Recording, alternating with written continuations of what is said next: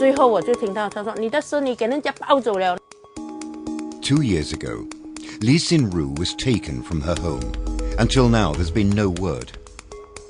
拜托他们也是没有用啊，他们也是没有精力去找。In Malaysia, 1,900 children under the age of 18 were reported missing last year. That's 5 missing children a day. What happened to these children? The bigger question, are authorities doing enough to bring them safely home? In this edition of Get Real, we investigate the causes of the missing children in Malaysia.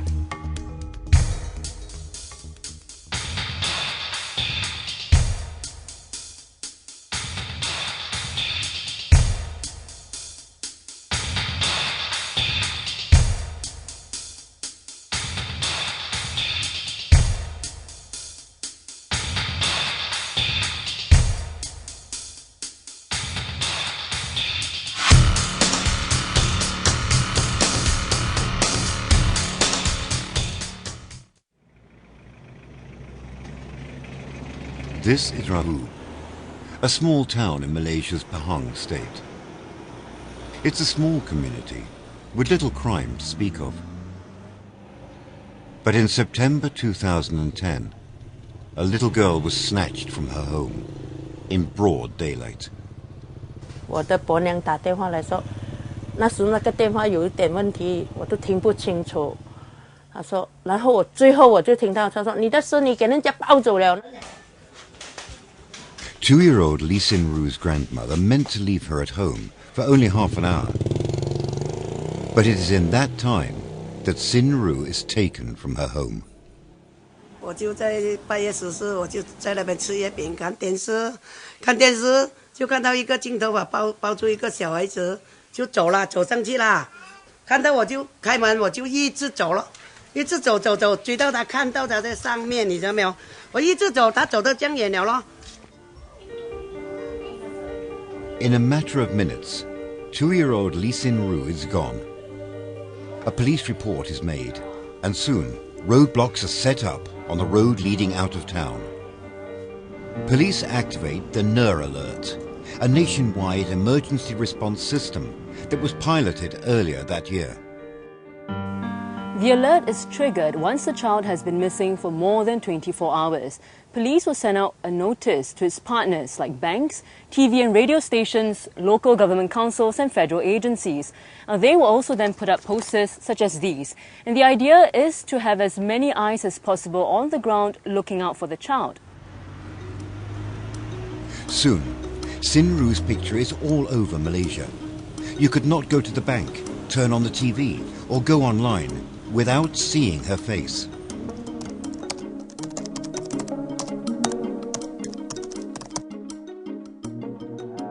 Budaknya lingkungan dalam umur lebih kurang 6 tahun dengan kulit yang tak berapa cerah.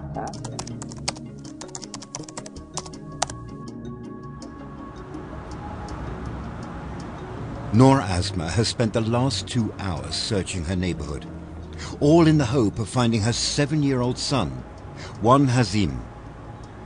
He's been missing for the last 2 hours. Sebelum ni saya banyak dengar pasal anak hilang and then dijumpai meninggal, mati. So macam-macam lah saya rekod dan macam itulah saya fikir pasal Hazim. Boleh Cik Din ceritakan sedikit tentang perwatakan anak Cik Din? Tidaklah, Wan Muhammad Hazim ni dia Her husband, Hazim's father, is a car dealer who has his own radio talk show. He goes on air to plead for his son's safe return, with a veiled message for the alleged kidnappers. Jadi kalau anda berniat tidak baik kepada kanak-kanak, berniat yang negatif, ataupun anda perlukan sesuatu yang perlu anda bincangkan dengan saya, tolong telefon saya lah, 012. Just a few hours earlier that afternoon on the 9th of March, Noor Asma sent her eldest son home from school. She had checked in on her younger boy, Hazim, before leaving for work. Nothing seemed amiss. and nothing could have prepared her for what happened next. At 4 o'clock, there was a call from home. Hazim had vanished. Pada firasat saya pun, saya tak fikir lain. Saya ingat Hazim macam ayah dia lah, diculik lah. Dia procedure 24 hours. Yeah. But we cannot wait for 24 Yeah. hours. We have to act right now. We have to move. Memang poster saya di merata tempat. 2 hours after she discovers her son missing, Noor Asma is on her way to the nearest police station at Subang Jaya. But officers brush her off, saying the case is not under their jurisdiction. She's made to go to another police station, 15 minutes away at Sunway.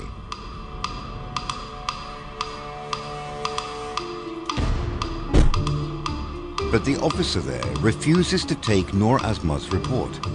He tells her to go to Petaling Jaya, an hour's drive in peak hour traffic.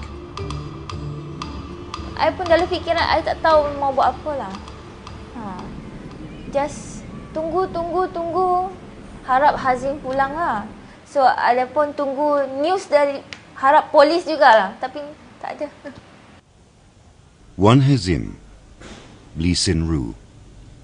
Just 2 names in a sea of missing children. This is Shalini Muhammad Nasha, last seen in 2008. Satish Kumar Tamilvanam, vanished in August. Nurul Nadira, kidnapped in March, found a week later in a pit, burnt beyond recognition.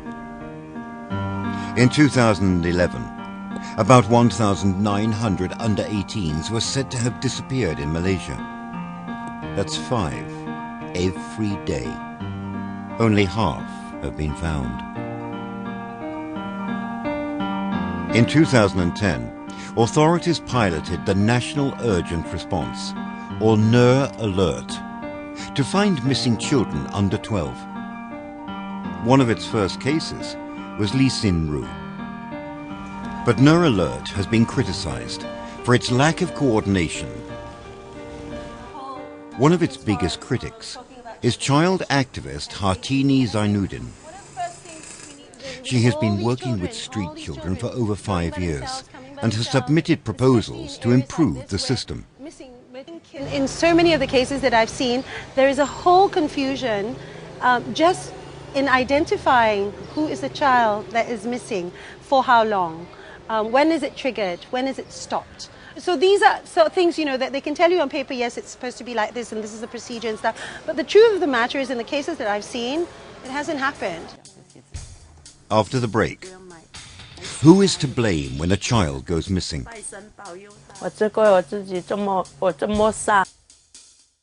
And are the police really in control?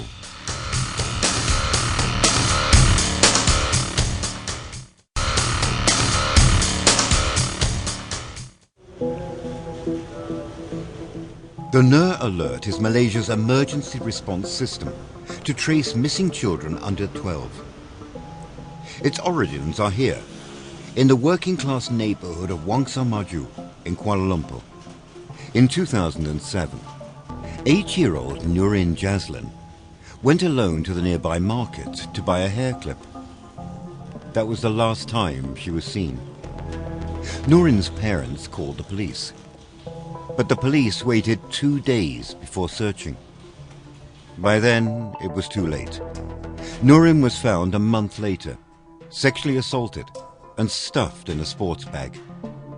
The public was horrified. For them, it's like their little girl near her house. It was not as though she was gone somewhere. It was just near her place. It's like anybody's child.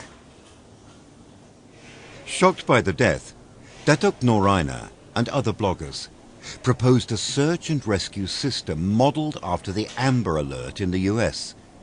They named it after Nurin Jazlin. The proposal was adopted by authorities in 2010, who renamed it the NUR Alert. We were convinced that there's really no mechanism or no something that can help parents whose children went missing. They just did not know what to do. And it was so obvious. Nurin's father didn't get the help that he needed. The Nur Alert is a public alert system involving banks, the media and government agencies. Their role is to distribute information about the missing child through posters and public broadcasts to get the word out as quickly as possible. The alert is triggered 24 hours after a child is reported missing, once police determine no ransom is involved. But since 2010, the Nur Alert has only been activated 6 times. Only twice has it been successful in getting a missing child safely home. But even these success cases have exposed cracks in the system. In December 2011, 7-year-old Das Robert and 8-year-old Santiran Damaraj were abducted by a neighbor, a heroin addict, who abused them repeatedly. The Nur Alert was triggered, but only 8 days after the first police report was made, far longer than the stipulated 24 hours under the Nur Alert Standard Operating Procedure, or SOP. Why 8 days? Why the huge delay? We are centralized in Bukit Aman, and we only trigger when we get the information from the ground.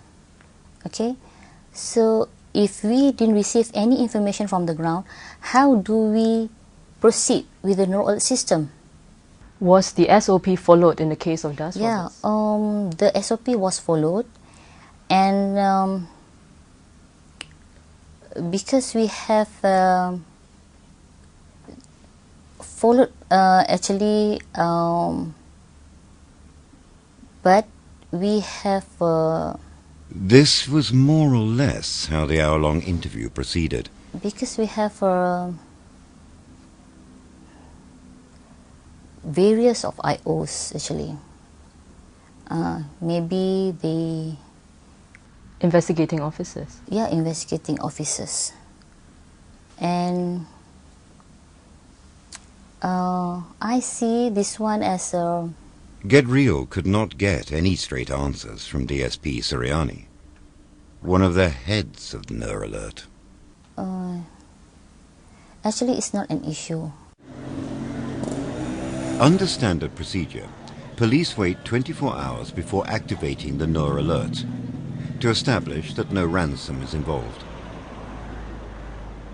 But for Dr. Hartini Zainuddin, that's 24 hours too long. Do you know how long it takes for a child to get to international waters?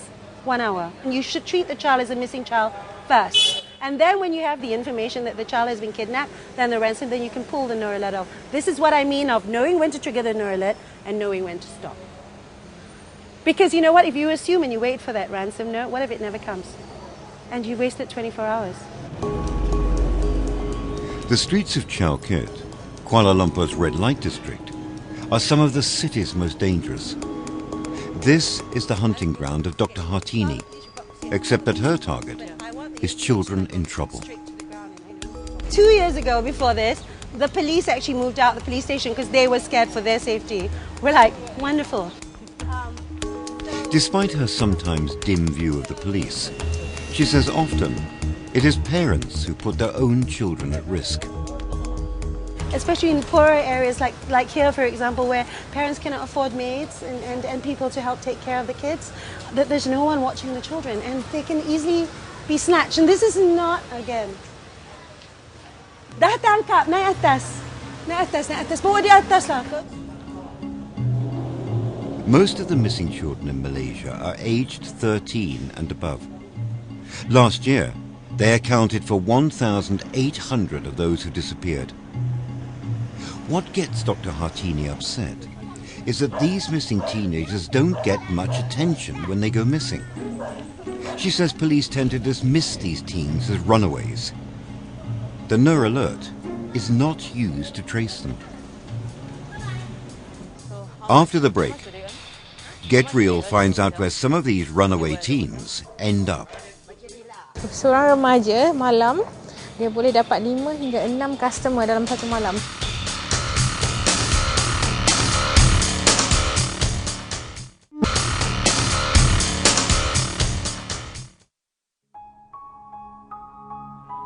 In the last 3 years, over 4,000 children below 18 have disappeared from home. Of the 1,800 teenagers reported missing last year, the vast majority were girls, 3 times more compared to boys, and only about half are found. In many cases, they had run away from home. Social workers say that is why missing teens don't usually get the attention of the police. But the danger is that some of these teens in fact end up trafficked into the sex trade. Get Real has returned to Chalkit, this time to meet social worker Husna Hamid. Tonight, we go on a tour of Kuala Lumpur's infamous red light district, where hotel is just a byword for brothel. Chalkit, Husna tells us, is where many runaway teens end up, staying in cramped lodgings for $7 a night. How do these teen runaways end up in the sex trade? Biasanya kalau mereka lari dan kat sini ada bapa-bapa ayam tau, kita kenal bapa ayam. Lepas tu dia orang kenal dengan boyfriend mereka, sedangkan boyfriend mereka pun adalah macam kerja sebagai pusher macam tu kan.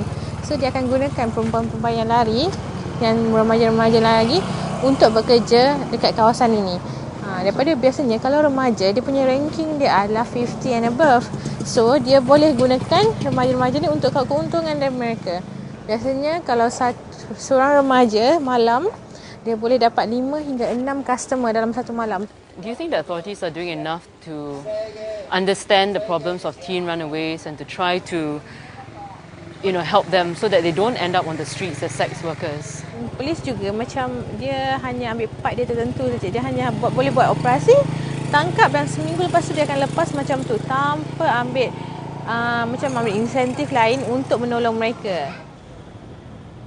Husna says teen prostitutes who are caught are usually sent to police lockups, but they are not given any long-term help.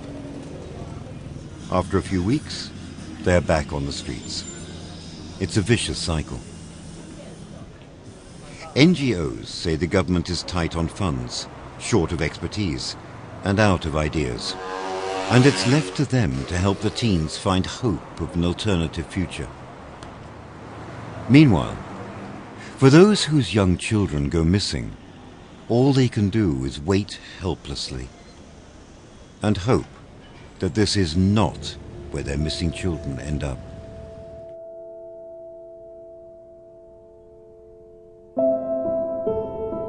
I 这么傻，我已经防了很久的，我已经一带他回来我就落门了，我不要什么了，不知那天做梦。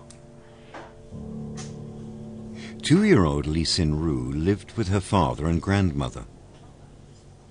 In September 2010, she was taken from her home in Pahang. Sin Ru was one of the first to trigger the Nur Alert, Malaysia's emergency response system for missing children. 最终到现在1年多了，也是没有消息。拜托他们也是没有用啊，他们也是没有精力去找。Sin Ru's father, Lee Chi Kyong, believes that she was taken by the sister of her biological mother. Sin Ru's parents were never married, so police classified her as missing. Mr. Lee has given up searching. He has since started a new family. His baby girl, Hui Wen, is now 2 years old, the same age as Sin Ru when she was taken. Mr. Lee wants to move on, but each time he sees Hui Wen, he's reminded of what he's lost.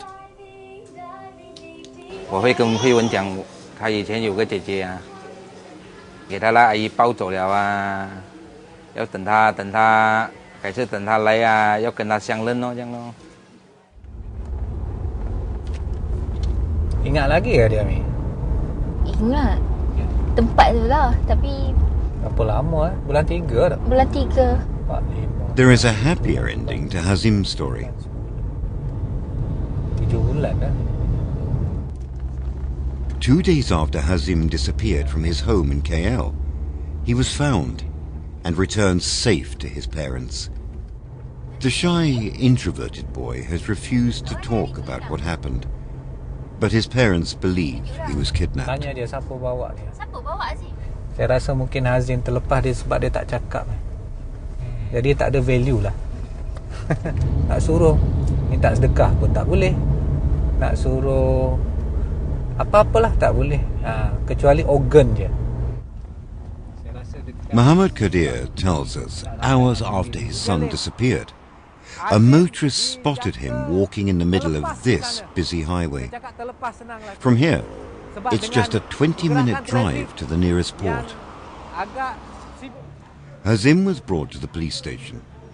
Ironically, the same one in Subang Jaya that had sent Hazim's mother away when she went to report her missing child. It is not known if the Nur alert was activated for Hazim, but none of the police officers recognized the boy, despite pictures of him on missing posters at the stations.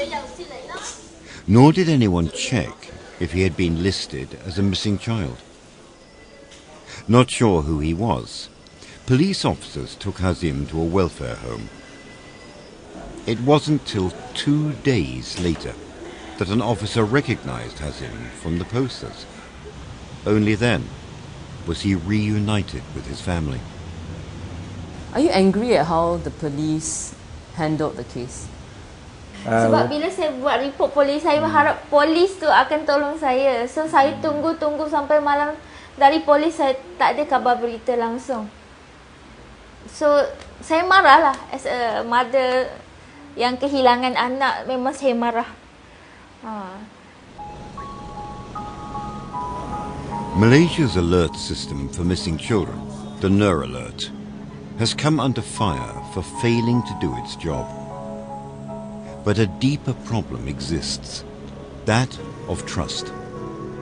When a child goes missing, do parents trust the police will do their job? Or do they feel that their only option is to take the search into their own hands?